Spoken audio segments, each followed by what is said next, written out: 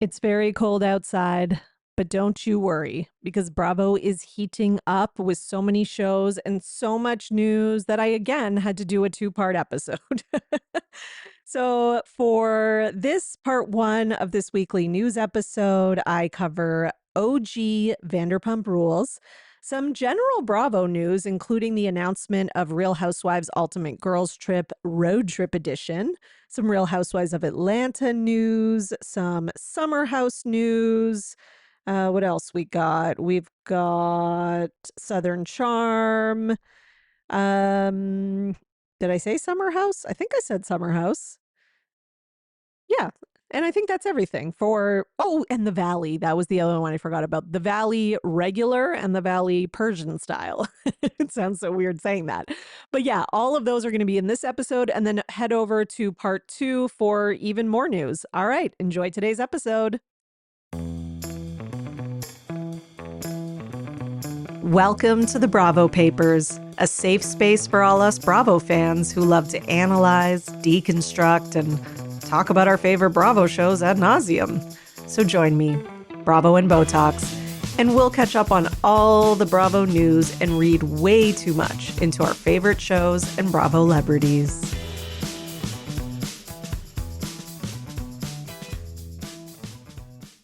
Hello, everyone, and welcome back to another episode of the Bravo Papers, coming to you a little late this week. I guess it's a week and a half later because my last one was on a Monday, my last episodes. So it's been a little bit, but hope you're all doing well and staying warm if you are not living somewhere that's warm all the time.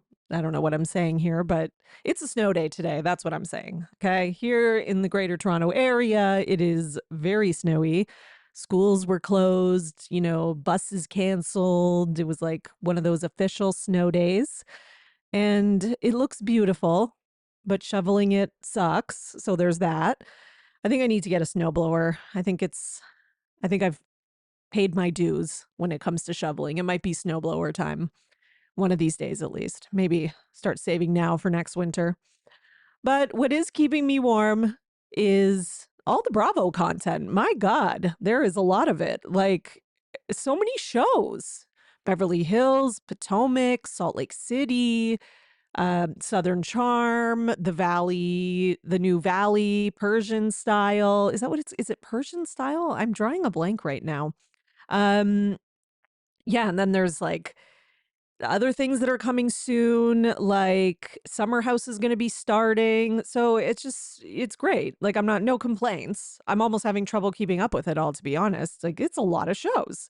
And then the Traitors started again. I am watching that. I've only watched the first episode because I'm watching it, like my husband likes it too. So that's one of the actual shows we can watch together. So, we have to coordinate in order to watch it together. So it takes me longer to get caught up. So I am behind, obviously. But yeah, so I need to catch up on that. And then, everyone's talking about heated rivalry. Everyone's talking about there's a new season of Tell Me Lies. There's that one on Netflix, the Palm Beach one. And I haven't watched any of those, but I want to watch all of them. So I don't know. Like, I need like my job is really getting in the way of watching TV. Life is really getting in the way of me wanting to just sit and watch TV. So, I'm going to I need just like 3 weeks off so I can just watch TV. I swear to God. Okay. Even though I was sick with the flu and I caught up on a lot of stuff, it's just there's so much right now. It's crazy. Yeah, so speaking of all this craziness, another show is coming, another new show, okay, which is Real Housewives Ultimate Girls Trip Road Trip. And I talked last week, you know what I'm getting at. I talked last week about the possibility of Nene coming back, and it is confirmed, which, I mean, this is just proof you never give up hope. Hold on to your dreams. You just keep going and miracles can happen, guys, okay? Like there's so much bad stuff happening in the world. We need to take every single win we can get. This is a win. This is insane. This is like the best Bravo news in years. I'm just, yeah, like if we need anything right now, like, listen, everyone needs a boost in morale. Okay. There's snow, not a lot of sunshine. The news just is terrible. And every day it's like another horrific thing. So if any time comes that we need Nene back on TV, it's now. We need Nene more than ever. Okay, she's like going to be like the housewife Avenger who's going to come in to help us. So confirmed, the tastiest peach is back. That is her caption. So she did a video kind of announcing this. So she confirmed it was already kind of out there, like TMZ had reported on it. She did this video. She was kind of emotional, saying like she just can't believe she's even saying these words. It's so crazy. And like, and she thanks a few people. Wait, I had that as well. So wait, so she thanks Andy Cohen, Portia Williams, and Phaedra and more. And she reacts to her return as she reacts to her return to Bravo. Andy commented on it and said, couldn't celebrate 20 years without you. And she said, thank you so much for everything. Love you, Buttercup, no matter what. So, wow. Okay. I guess that relationship is mended or mending. Like, I remember that she said in the last year, she said that she had spoken to him or reached out and sent a text, just seeing how his kids were and stuff like that. And then I remember at BravoCon, he said that he had texted with Nene. And then there was also like she was on, I think it was Carlos King, where she did that big interview where she did say, like, Andy, how are you? I would like to talk to you. Like, I'm not going to lie, let's just be real. There was like, she was kind of required to do a little bit of groveling, both publicly and privately. But, that being said, like, I'm not surprised that she had to do that. Do I necessarily like it? No. And like in my mind, there's probably apologies that need to happen on both sides. Now, that being said, I think Nene probably didn't get one. Like, let's just be honest, because there is like a big power dynamic here. Like, I'm going to assume that Nene had to kind of apologize for the lawsuit, like for everything, for the ego. And that, the ego part, that did play a big part in all of this, I think. I think she had the right to speak up about experiences she had that she felt were discriminatory or racist or whatever, and I don't necessarily think she should have to apologize for that, but she may have apologized for that. I don't know. Like, we don't know what happened behind closed doors. What we do know, though, is that, I do think Andy has probably a pretty big ego. Of course, like, look at his kind of position. So I can't see her coming back without there have been, a little bit of groveling and apology and whatever. And there is the other factor of like, time does heal all wounds. And at the end of the day, it's about for these people being Bravo, NBC, it is really about money at the end of the day. So if they still think that there is money to be made off of Nene, which there definitely is, they're going to do it, right? They're going to do it. Maybe the contract's going to be a little bit more, ironclad this time. I have no idea, but they're maybe going to be wary because this person has tried to sue them. But the fact that she could the fact that she could have tried to sue them and that she is back on Bravo, that does show that just shows kind of Nene's sort of power as a housewife figure. I don't think there's many others who could do that. Like, that's not happening for like Leah from Roni, or I don't know, I can't think of another one right now, but that's not happening. Oh, Britt from Real Housewives of Atlanta. Like, they're not getting another chance. Like, they just don't have the status. They're not iconic. They're not needed, right? And it's not even that Nene's like needed, quote unquote, because obviously Bravo's doing fine without her. They're releasing new shows left, right, and center. Their ratings are up. Their shows are as popular as ever. But it's about that the fans will never stop. The fans will never stop for the rest of time. They will never stop asking for Nene in large numbers. Like there's other housewives that fans still ask for, but it'll be just like a small group or whatever. But this is like all the fans will ask for Nene till the end of time. She is a staple in the housewives world, whether it comes to like memes and reactions or just references. So for her to be just kind of like ignored and not included in a lot of stuff when it comes to like BravoCon and like going those walks down memory lane where they show clips, like for her not to be able to be in them and referenced, it's like that's garbage, like it's disrespectful, it's annoying, and she should be part of it. So it is about time for these two to make up because she has an important place in this world, and there's a lot more entertainment to be had. So yeah, so I'm looking forward to this. I don't know about you guys, but lately I'm finding it really difficult to find high quality clothing at a reasonable price point. And what drives me crazy is the amount of companies using polyester blends and then charging outrageous prices for them. And I just can't anymore. That's why I've started shopping at Quince. Quince has all the staples covered, from Mongolian cashmere sweaters to 100% silk for easy dressing up to perfectly cut denim. Their wardrobe essentials are crafted to last season after season. And like everything from Quince, each piece is made with premium materials in ethical factories and priced way below other luxury brands. I can't tell you how much I am loving the 100% yak wool crewneck sweater I got.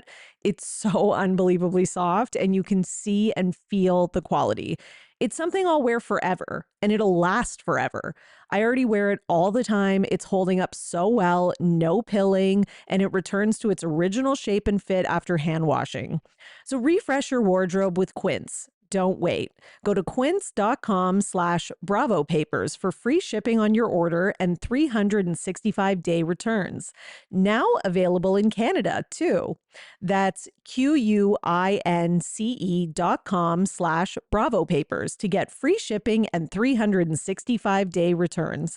Quince.com/Bravo Papers. The new year is here, and Wayfair has everything you need to refresh, organize, and elevate your space for 2026. Personally, I need to do some major organizing and storage, especially after the holidays. We accumulate a lot after Christmas, especially the gifts and toys my daughter gets. So I'm definitely using Wayfair to help me find storage space for all that stuff. Wayfair has a huge selection of home decor items, as many people know, but I was surprised at how much organizational and storage stuff they have. I got these really great collapsible storage bins in a linen fabric. They look very chic and modern, but they're also really functional. And they had so many different colors and size options, like anyone could find one that would suit their home. And after all the money I spent over the holidays, it was really nice that I could easily search within my price range and budget using their price filter. So get organized, refreshed, and back on track this new year for way less. Head to wayfair.com right now to shop all things home. That's WAYFAIR.com. Wayfair. Every style, every home. And production sources about this tell TMZ that she's going to appear on the new Housewives show that is a working title series, but it's The Real Housewives Ultimate Road Trip. Okay. And according to TMZ, she is going to have a notable appearance only during the Atlanta leg of the trip. Okay. So there's going to be numerous cameos from Housewives, like across different franchises as the girls who are on the quote unquote road trip travel, across the states, I'm assuming. And Nene is going to have a notable appearance, I'm assuming, when they go to Atlanta. That's what it sounds like. So although she's not on the principal cast, she is going to have a role there. And again, like I said last week or whatever week I covered this, I do think that this is a good, like, get your toes wet, a good place to start. So speaking of that, Andy did discuss this on his radio show when he was asked about it. And he said she's going to be making an appearance when we go to Atlanta. She's going to be there. People are really happy about it. We're going to be celebrating 20 years of Housewives, and it would be so hard not to without her. So I'm happy about it. It's going to be amazing. We are just so excited. For those of us who've produced this show for so long, we're going back to the very beginning. All right. So speaking of that, they did announce the full cast on Watch What Happens Live. I was about to say Watch What Crappens, and I'm like, wait, no, that's the podcast. Okay. So Andy had Portia on, and Portia is going to be one of the principal cast members, and he had her help with announcing the new cast. So the new cast, the principal cast, I should say, is Vicky Gunvalson, Luann de Lesseps, Teresa Giudice, Kyle Richards, Giselle Bryant, and Lisa Barlow. All right. And I just know that Heather Gay is somewhere crying right now. Sorry, but it's sorry. If you guys know me, if you're a new listener, maybe you don't know, but hey, new listener. But for those of you who've listened for a long time, you know I'm not a fan of Heather Gay. I can't. Okay. So listen, if that bothers her, then I'm here for it. That's all that matters.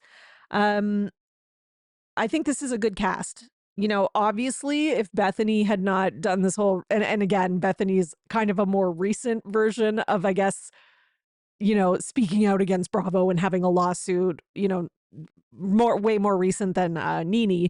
But, you know, Bethany's whole reality reckoning and all of that, and just her general, you know, can't shut up about anything and all these like negative things to say. If that didn't happen, she would definitely be on this. So that's why we have Luann, which no complaints. Luann is an OG. Luann is a great OG, and Luann is iconic. So having Luann there, I think, is a good choice. So yeah, we're looking forward to that. And while Portia was on Watch What Happens Live, she did spill some other news about Real Housewives of Atlanta. She said that so let's talk about Real Housewives of Atlanta, by the way. She said that this new season of RHOA is a great season, and that the group has really become like a true group of friends. She said last season they were still kind of like getting to know each other and like finding their flow, and that this season they really did. She said that pretty much she's like in a great place with everyone, almost everyone. And there was an imply that there's one person that maybe she's not. And I'm thinking that's probably Shamia, based on the rumors that I've heard that they almost had an altercation, like a physical altercation, and even if they didn't, which maybe they didn't, there's probably some sort of huge argument between them. So either way, you know, I mean, that friendship was doomed the second they made Shamia a full-time housewife, let's be honest. So yeah, so she has good things to say about it, that she had some of the screeners and that she's just like absolutely loving it. And of course, I know she has to say that, but I am a forever optimist when it comes to housewife shows that are in a flop era, because I actually thought that the last season of Atlanta was a good rebuilding season. It wasn't like the best season ever, but you know, like OC, when Tamra first came back, I thought that season was a good rebuilding season. And then it just kind of gets like progressively better. And again, this most latest season of OC wasn't amazing. It was good. I thought it was a good season, but it wasn't amazing. Like they go kind of through ebbs and flows depending on what's happening in these women's lives. So I'm on I'm still on the RHOA love train. And I think people who've like are just abandoning it or giving up on it because it's not like because these shows like don't have the exact same thing that they had 10 years ago. I think that's a little short-sighted. Okay, so speaking of Real Housewives of Atlanta news, we have some updates about Candy and Todd, even though I know Candy's no longer an Atlanta housewife, but it doesn't matter because she always will be in a way. So Candy is kind of speaking out in a way against Todd for allegedly not taking care of his kids financially, and of having this like persona on social media of, you know, like daddy daycare. But she basically says he does not exercise parenting time on a significant basis. Okay. So on Thursday, January 8th, she filed court documents demanding a hearing to be set to determine parenting time and child support as part of her divorce from Todd. Okay. So they share two kids, just to remind you, Ace and Blaze. Okay, so Burris says the kids have, quote, significant monthly expenses that include nanny, tuition, extracurricular activities, medical bills, travel, daily needs, etc. And she says that he's failing to contribute to the maintenance and support of the kids' needs and leaving it solely on her. She also says he's failed to provide support for the kids, yet has traveled out of the country on multiple occasions for vacations. She said he is self-employed, he's an entrepreneur, he can provide for the kids. She's also says he is not paying the mortgage or expenses for their marital home. She also says he does not exercise parenting time with the minor children on a significant basis, despite the facade of his 2 to 3 minute social media what am I talking about? Sorry, videos chronicling his daddy daycare on his social media platforms. Okay. She says Tucker intentionally interfered with her custody time. Specifically, so this was from her lawyer, specifically during the recent Christmas holiday break, Tucker attempted to prohibit the children from traveling to New York to visit her, even though she had previously incurred costs of travel for the children and provided Tucker with significant notice of her intent to exercise parenting time during the children's designated holiday break. Okay, so Tucker's lawyer, in response to this, says rather than commenting to the press, we leave these matters to the court and what is in our properly filed documents. Okay. And apparently, a couple days before this, Todd and his lawyer were fighting for a confidentiality order, with him claiming that Candy has talked about the divorce with various media outlets.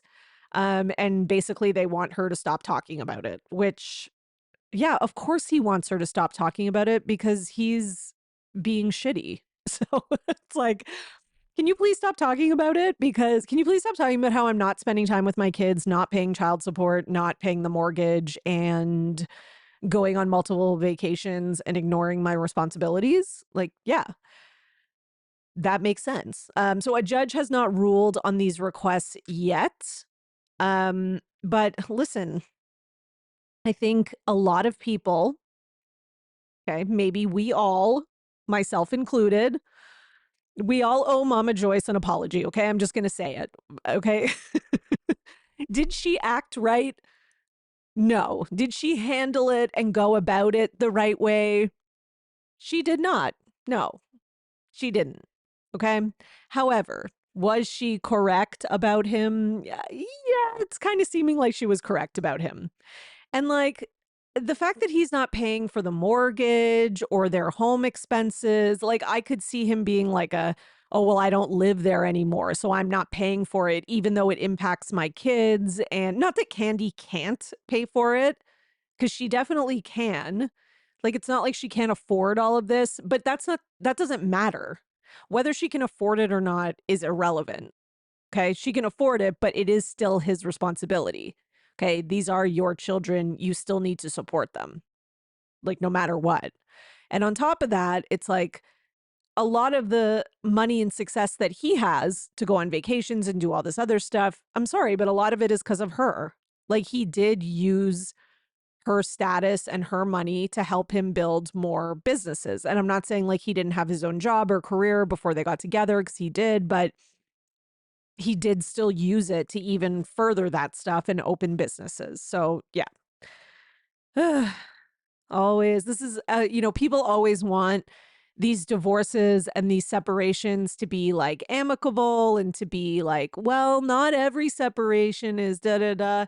And, it's a nice idea and it's a nice ideology, but in reality, usually just ends up being some messiness like this, and it doesn't come out right away.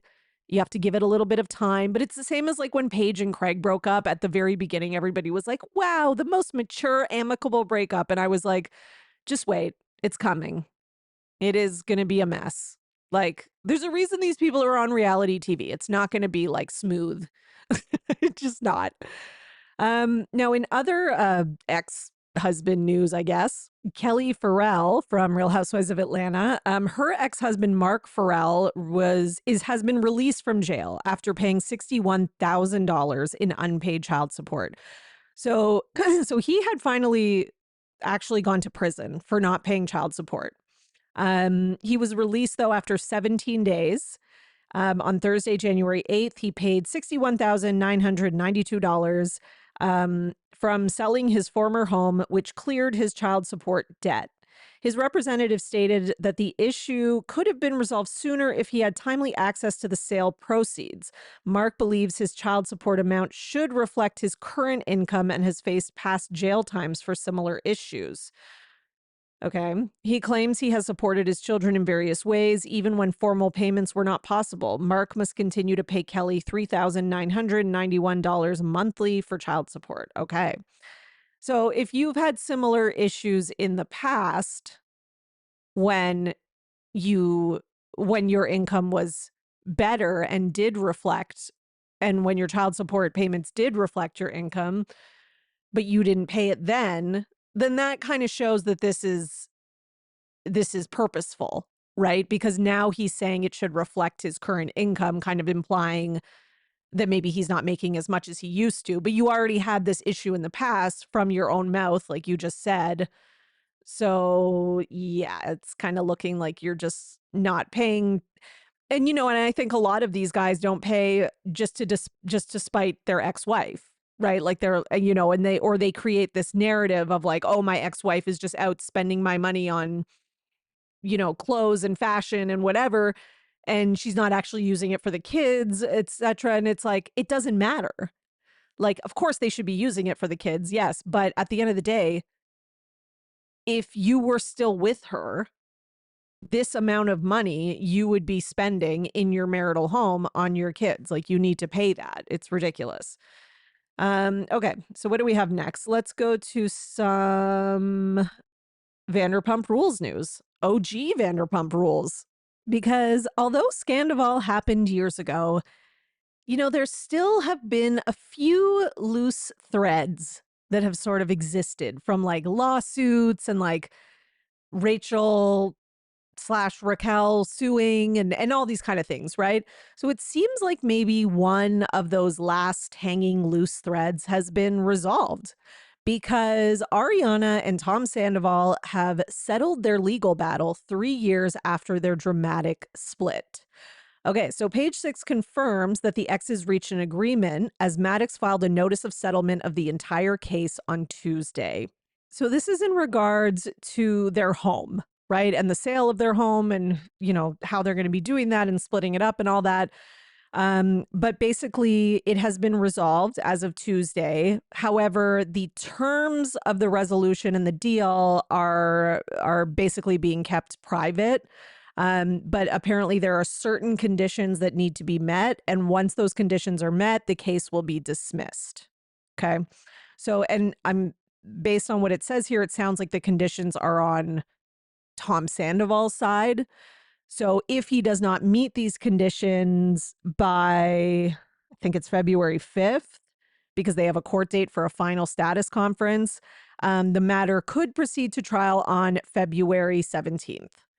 So this is nearly 3 years after they ended their 9-year relationship.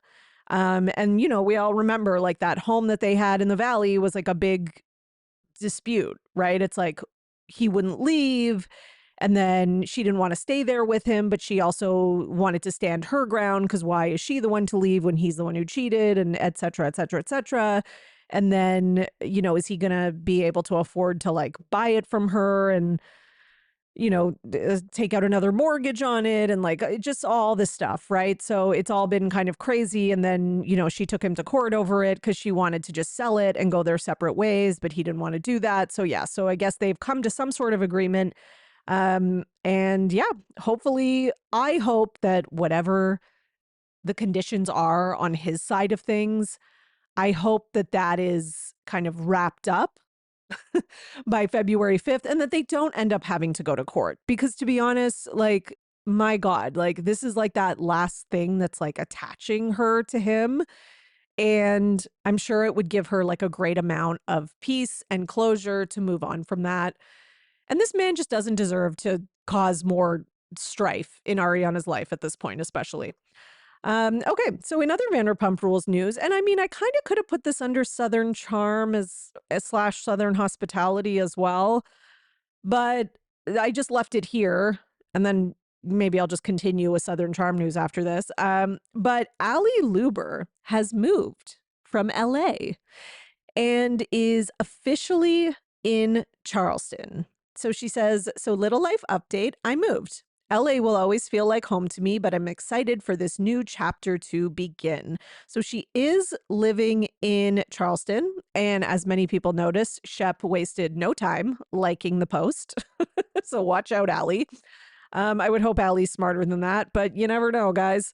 Especially if certain people are trying to get on reality TV, that could be, you know, there's your pathway, right? And that doesn't mean she actually has to date him. She could just lead him on for a little bit and then dump him like that other girl. I wouldn't mind that, actually. I mean, if anyone deserves it, it's Shep. But yeah, so we could be seeing her on Southern Charm or Southern Hospitality, because I know she is genuinely friends with some of the cast of Southern Hospitality and has been seen hanging out with them before, in the past couple years or whatever. So yeah, so we'll see what happens. I think like I could see Allie back on TV. I'd be okay with that. I think her story was kind of like unfinished, and she didn't get like much of a chance. She was kind of in James's shadow, and then Vanderpump Rules ended, and so yeah, I don't know, I'd be down with that. I always liked Allie. In other Southern Charm news, Austin was on Nick Viall's podcast, okay, the Viall Files, and him and his co-host Natalie Joy are under a lot of fire following this interview, okay? Especially Natalie, who's facing a lot of criticism for asking what are definitely very insensitive questions about the loss of Austin's late sister. So here's the thing. I have watched this clip more than once. I watched it a couple times. Out of context because people had edited it or just put like a short clip of it, and in context. And listen, it's bad both ways. Okay. It's bad.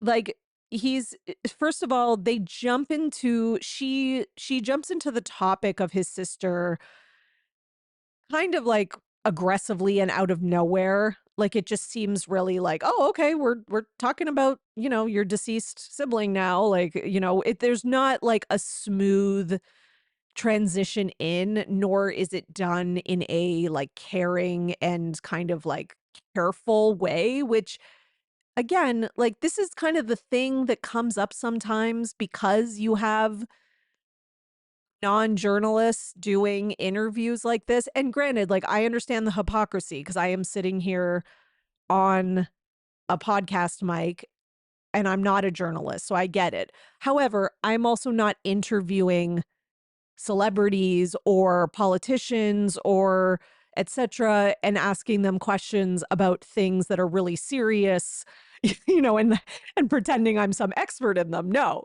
um and again, like, you don't need to be an expert to talk to someone about something that they've been through, like a loss, which is something many people can relate to. However, having some experience with interviewing and kind of like the nuances and how to go about it is, kind of a good thing to have, right? And some people do have a knack for it naturally. I wouldn't say that I think Nick and his co-host have a knack for it naturally. I don't know how this has become like the podcast that everyone goes on. If anything, they have a great publicist and a great team who's able to get them like amazing guests all the time, and they really just capitalize off of reality TV. Like, whenever something dramatic is happening on any show and it's at like its peak of the season, they have that person or those people on. And that's really kind of the formula that they've gone with, and they've done a good job of it, to be honest. But again, doesn't mean that they're great interviewers. So in the interview, she basically says they're talking about how his sister fell off this cliff. And she's like, so what's this cliff? And it's like, you can even see, and like Nick wasn't much better, but you can even see on his face, like, okay, like drop it kind of. But that's what you say? So like, what's this cliff? And it's like that is just the most, why do you need to know? It doesn't matter. His sister died like a really long time ago, first of all. Like he was 7 years old.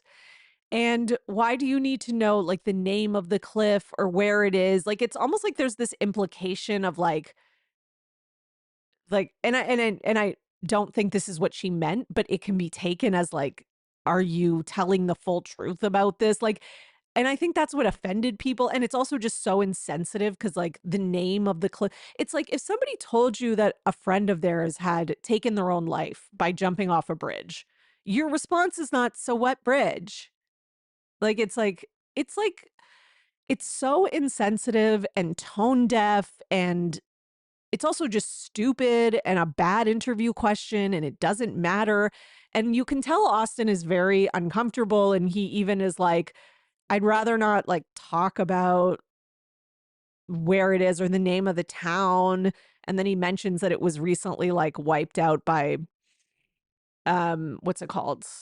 Some sort of natural disaster like hurricane or something, and how there's no love lost like with his family, whatever. Like he handles it pretty well. But anyways, people are calling for them to apologize, which quite frankly, I think they should.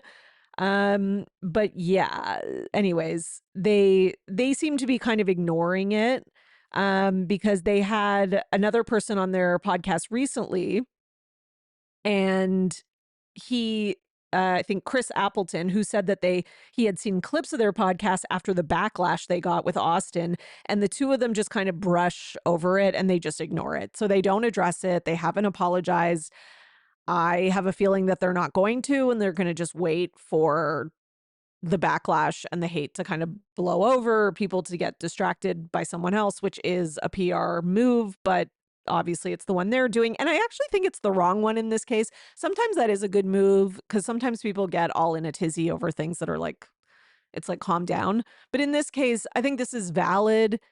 And I think a simple apology of like, I didn't handle that question well. I hope I didn't make Austin feel uncomfortable is enough. Like, and it doesn't have to be a big long thing, etc. Like, and it could be like something you kind of think about and write out ahead of time. So that's why I just kind of think this is the kind of situation where they should have just said sorry.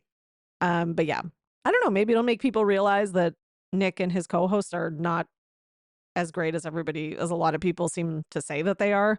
Actually, I don't even see people saying they are, but I mean, obviously their podcast is super popular, so they must have a lot of listeners. But I don't know. Maybe there's some self-reflection is needed, definitely.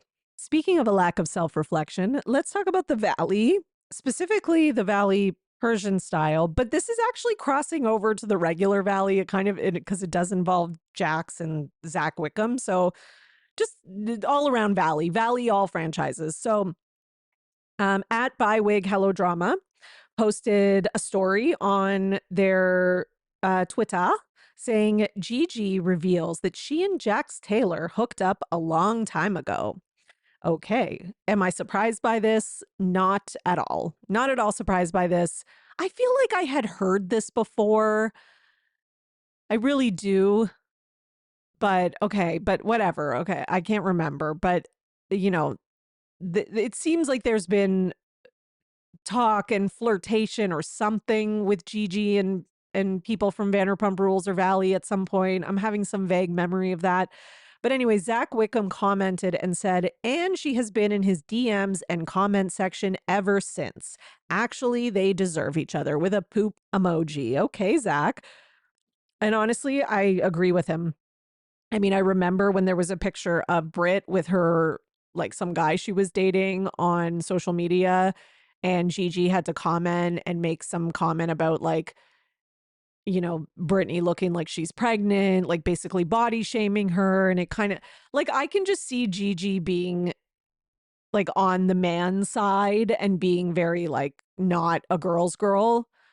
I wouldn't be shocked if she hooked up with Jax while Jax was with Brittany. I really wouldn't. And how she would just be like, yeah, you know, you're stuck in this monogamous relationship. You're not meant to be monogamous. People are, and I'm not judging her dating style and that she doesn't believe in monogamy or whatever. I don't care about that. But it's like, that doesn't mean you should go after a married man. And here I am inventing this whole thing because I don't even know if they were together. they were together. And that is Jax's fault, of course, as well. But again, she has been in the comment section and like, why do you have to make a comment on Britney's body after that? Like, it's just so gil. In other news from the Valley Persian style specifically, MJ was on Watch What Happens Live and discusses her divorce with Tommy. She says her and Tommy have more of an authentic relationship now that they are divorced or separated or whatever. And she says that they're actually getting along pretty well. She says they talk every day, sometimes more than once a day, and that co-parenting is going well. And they both put their son like ahead of everything, which that is so nice to hear. I hope it stays like that. It is so rare that we get this in like reality TV world where we get two people who are getting divorced and like the communication is actually going well and the co-parenting is going well and they are talking every day and it's fine. Like, how often do we hear that? So good for her and Tommy. I mean, obviously we're watching the show and we're going to be seeing kind of the lead up to the divorce or separation. But Andy did ask her, like, was there like one particular moment or thing that happened that kind of triggered you to file? And she said it happened on July 4th, long weekend, that she was just kind of like, I've had enough. And Andy was like, were we filming during that? And she was, and she was like, no, filming had wrapped up. But she's like, you'll still see kind of like the lead up to it. So, okay. Now I have to be honest, I haven't watched this show yet. Actually, I'm acting like this is some confession when I already told you guys this at the beginning of the episode, I think. But yeah, I haven't watched it yet. I fully am intending on watching it. I was a big Shaws of Sunset fan, so I am going to watch it. I just honestly just literally haven't had time. But it is next on my to-do list. Okay, let's go to some Summer House news because people are talking about Amanda and Kyle as they have been, and specifically about Kyle recently forgetting his passport. And at Face Reality 16, which many of you may follow on Instagram, feels that this is proof that Kyle and Amanda are separated. Okay. I agree, actually. He forgot his passport and made like a video saying he left his passport right on the entryway table, and people are like, yep, that means they're separated. I mean, I could see Amanda, like, I agree. I could see Amanda being the one like, Kyle, don't forget your passport, idiot, and him not having her there.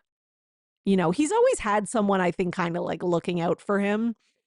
And yeah, I could see this being not having someone to look out for him, right? Like he doesn't have his wife slash mom. And I don't even mean that as an insult to Amanda. I do think that she mothers him a bit, but I think that's not like on her alone. That's on him as well. And it's on the relationship dynamic, which is just a toxic dynamic in the first place. So yeah, so could that be evidence? I don't know, but it does feel, I just feel it. I just feel like we're going to be getting an announcement soon.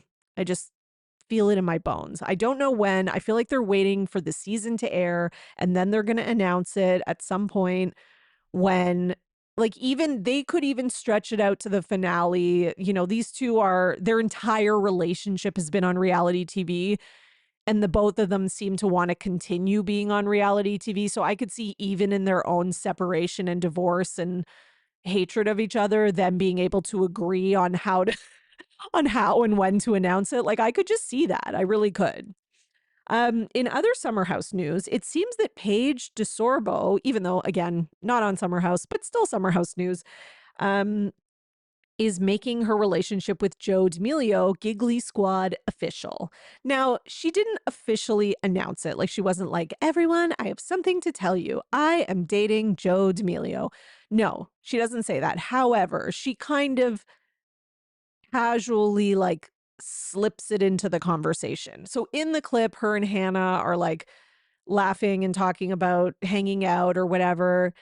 And Hannah's like, yeah, and then me and Des and whatever were saying this. And then Paige is like, yeah, and then Joe was like, so she just builds it into the conversation and says Joe was like, without She doesn't say his last name. She doesn't officially confirm that they're dating, but I actually think this is her like quote unquote soft launch of Joe. So in my opinion, I think what she's doing is she is testing the water. Like, this is a way to see, let me name drop him, just first name. I'm going to see how the internet reacts, the internet, Giggly Squad fans, whatever, see how much it impacts us and how supportive versus angry people are.